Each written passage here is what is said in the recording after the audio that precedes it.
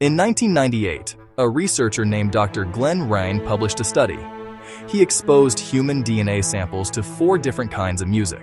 One frequency caused the DNA to unwind, one caused it to wind tighter, and one, a single specific frequency, caused measurable repair.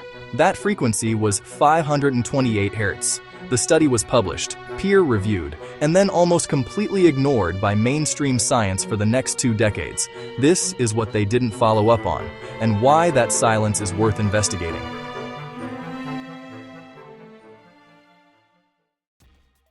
.528 Hz is one of the original Solfeggio frequencies, an ancient 6-tone scale that we covered in video 4.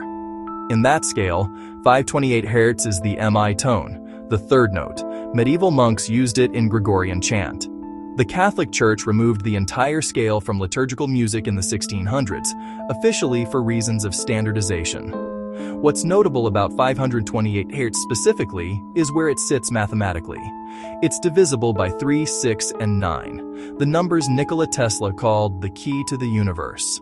It appears in the natural resonance of chlorophyll, the molecule that converts sunlight into life, and it sits at the exact center of the electromagnetic color spectrum, the color green, the frequency of growth.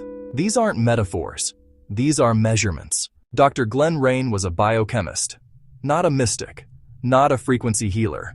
His 1998 study tested the effect of 4 audio environments on human DNA in vitro, meaning isolated DNA samples in a controlled laboratory setting. Gregorian chant at 528 Hz produced a measurable increase in UV light absorption in the DNA samples, a biological marker associated with repair activity. Rock music produced the opposite response. DNA absorption dropped. Classical music produced minor positive results. Sanskrit chant, also ancient, also tonal, produced results comparable to the Gregorian. What Rein concluded was cautious but significant. Certain sound frequencies appear to interact with DNA at the molecular level. The study was not refuted. It was not debunked.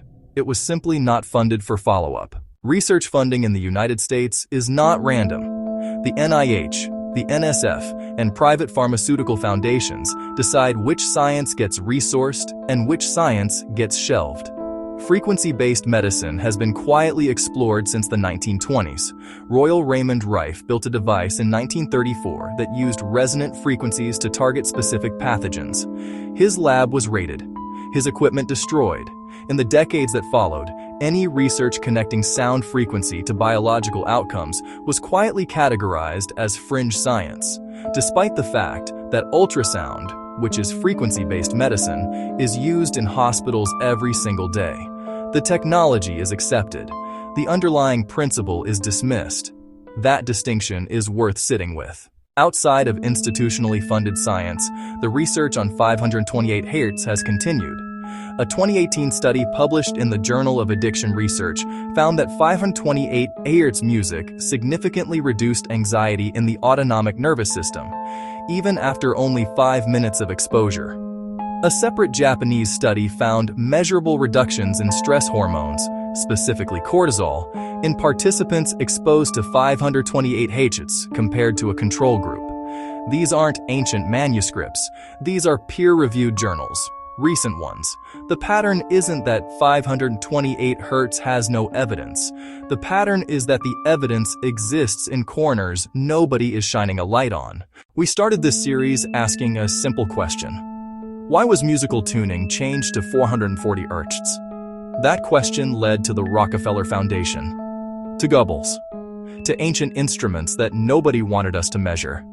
And now it leads here, to a frequency that appears in DNA research, in chlorophyll, in the mathematical constants Tesla spent his life on. The thread keeps pulling, and every time it does, the same pattern appears.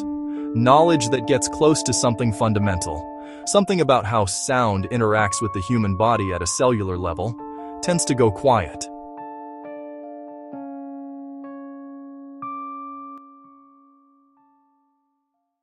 If this made you question something, that's the point. Follow frequency knowledge for investigations like this every week. The deeper we go, the more there is to find. Take the frequency quiz in the bio link.